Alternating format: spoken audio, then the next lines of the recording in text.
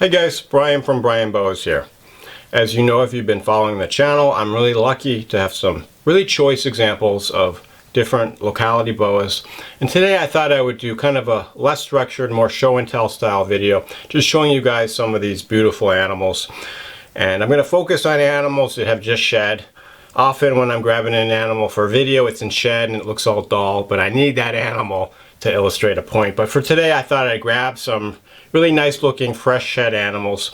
And what I've been doing is I've been trying to photograph my animals a lot now that the warm weather's returned and I can bring them outside to get natural light. I always want to photograph within a week of shedding because they look their best.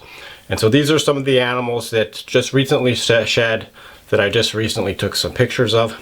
But to start with, this is a Hog Island Boa born in 2019. She's half Sears bloodline and half from a bloodline I got from Ron Greenberg, but just a beautiful, really colorful animal. Lots of blues and greens and pinks, lots of speckling. Just what I like in a Hog Island Boa. Definitely not the clean. Some people have kind of bred these selectively to reduce or eliminate all these markings, which I don't like. I like more the natural kind of wild look to them. And unfortunately, I haven't produced any Hog Islands the last few years. My older male has just, it looks like he's just not being able to get the job done. This year, I'm hoping, I actually used another male, a younger male, so I'm hoping, I'm not guaranteeing, but with any luck, I'll have some Surinames or some Hog Islands in a few months, but unfortunately, I can't guarantee it. These animals have been, seems like they've been getting harder and harder to find, especially the pure ones, so hopefully I'll be able to offer some of these in 2023. But just a beautiful whole back. This female has a few years to go before breeding size, but hopefully in a few years she'll be ready. Next we have a Suriname that a lot of you guys are probably familiar with. This guy I call Mr. Pink. He is a 2019 born animal from Florida Redtails and Hope bloodlines bred by Brian Abramson. And I've had this guy for about a year. He's just doing great. Beautiful, beautiful animal. Love the pinks.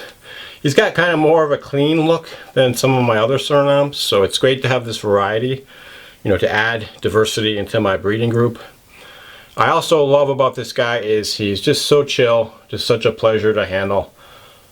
Seems like he's much calmer than most true redtails. But just such a great animal, and this guy probably is about maybe 2 years away from breeding. But just really enjoying this guy. He actually just shed like a day ago, so I'll have to get him out. I didn't get any pictures of him. I'll have to get some fresh pictures of him because he's definitely developed nicely over the last year, added a lot more muscle development. His muscles are a lot better defined, but you know, starting to get close to being an adult true redtail boa. Next, another Suriname. This is a 2016 Prometheus bloodline female born here, and quite a contrast to the male I just showed you. You can see her colors are definitely darker, more contrasty, a lot more background markings, freckles, speckles. You can see just how many markings she has on her belly. Kind of more the wild look. And this is what this Prometheus bloodline is known for. More the wild look, the long, deep red tail. Kind of like what you would expect to see something roaming around the rainforests of South America. Not these, you know, clean, washed out looking boas. Just a beautiful animal, doing quite well. She's not breeding this year, maybe next year. But pretty much adult size, female Suriname true redtail. Next, a true redtail from Peru. This is a 2020 born Pucallpa true redtail born here. One of my holdbacks, doing quite well. She's definitely starting to get the nice adult looking musculature. And a lot of people have been asking me about Peruvians for this year. Am I going to have Peruvians? I hope so. Unfortunately, I can't guarantee it. And last year I had very few Peruvians, just one small litter, unfortunately. Peruvians for me have been a little harder to breed consistently than the Surinames. Surinames I get pretty much every year. I get several litters, but the Peruvians I get much fewer litters, and the litters are smaller overall. But I have my fingers crossed that 2023 will be a good year for the Peruvians, but we'll just have to see.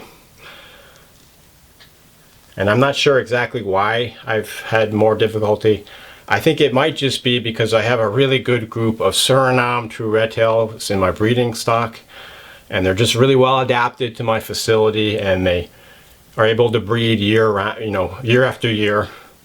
Not each animal, but the whole collection year after year. Typically I breed them at most every other year for the females. But the Peruvians, I think the breeding stock, for whatever reason, they're just not quite as well adapted, so I just don't get the same high success rate with the Peruvians as I do with the Surinames. But we'll have to see. I mean, maybe in a few years, the Peruvians, if I have more babies and hold them back like this one, they'll adapt more to my facility and I'll have an easier time breeding them, but we'll just have to see. But anyway, hopefully we'll have some Peruvians this year, but unfortunately no guarantees. But anyway, 2020 born, beautiful female Pucallpa Peruvian. Next, another true redtail. This is a Venezuelan true redtail.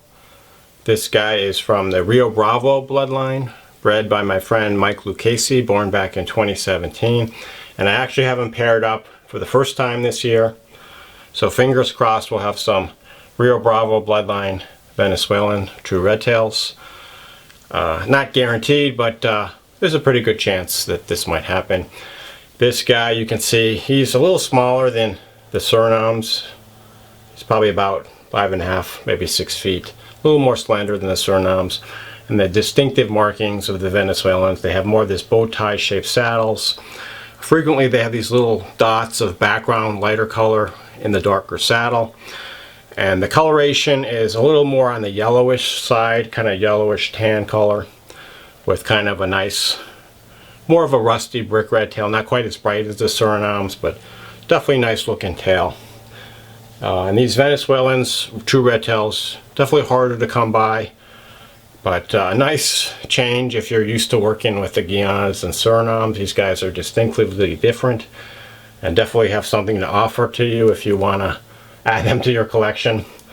But we'll just have to see. Hopefully sometime this summer, if things go well, there might be some baby Venezuelan true redtails on the ground. So please stay tuned. Next, a boa that's not a true redtail, but some people refer to as a Colombian redtail. This is a Barranquilla Colombia Boa. And as you might know if you've been watching my videos, these are definitely one of my favorite, if not the #1 favorite, Locality Boa. I just love their looks, their temperament, their husbandry. Just a great animal to keep. They're not true redtails, but in my opinion, they're every bit as beautiful and desirable as the true redtails. Just this beautiful high contrast markings, lots of colors, really well defined saddles, nice rusty red tail. The saddles have these dashes in them, these lighter color dashes that really stand out. And this guy is a 2020 born animal from my friend Michael Beach, and doing really well. A couple years away from breeding, but I can't recommend too much these Barranquilla Boas, or really any Colombian Boa. Even if they're not a pure bloodline, pure locality bloodline like the Barranquilla. Even a boa that's, largely Colombian is still going to make a great pet. It's going to be typically more calm and docile and handleable than some of the other types of boas, and just a great pet animal. So if you're looking for a great pet boa, I can't over recommend a Colombian boa. Definitely better for most people as a pet than a true redtail, from Suriname or Peru. The Barranquilla Colombia Boa Imperator. Next, we have a really nice Argentine Boa, and this girl is definitely one of my larger animals, and she's only about 4 years old.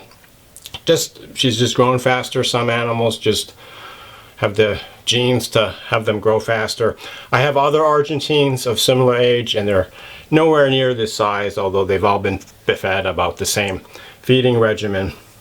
This female is probably about 7 feet, just definitely much thicker and bulkier than some of my other animals, and just doing really well. Beautiful high contrast. You can see the blacks and the whites. Kind of a handful to take out, as you can probably notice. She might be ready to breed next year, not quite sure, we'll have to see. But I've just been enjoying watching her grow. My largest animals I've ever had were a pair of Argentines that got to about 9 feet or so, so Hopefully this girl should be on the path to about that size as an adult. But just an impressive large boa constrictor occidentalis. One more boa for today's video. Another dark colored animal, but definitely less of a handful than that Argentine. This is an adult male Caulker Cay Boa. This guy's about 7 years old. He had his first litter last year. So some of you guys hopefully got some of the babies. I've got some holdbacks that are doing real well. But I just love these guys. They're just really manageable. I mean, they're about 4 feet long. They're enjoyable to handle. They move around, but they don't try to escape. They hold on pretty tight, but you know, it's the boa is 4 feet long, so it's not going to hurt you or anything. Just hold on. And I've just really enjoyed these dwarf boas in general, and these Caulker Cays in particular. I don't have any pairings this year. I just have my one adult pair. And if things go well, I'll pair them up again next year for hopefully their second litter. But we'll just have to see. But really cool, nice dwarf locality boa from Caulker Cay Island in Belize, and great for somebody that wants a the full-bodied boa constrictor experience in a pint-sized package. I'm sounding kind of like a beer commercial there, but so be it. Anyway, hope you guys enjoyed looking at these animals. As always, shoot me any questions or comments you have, and look forward to seeing you in the next video.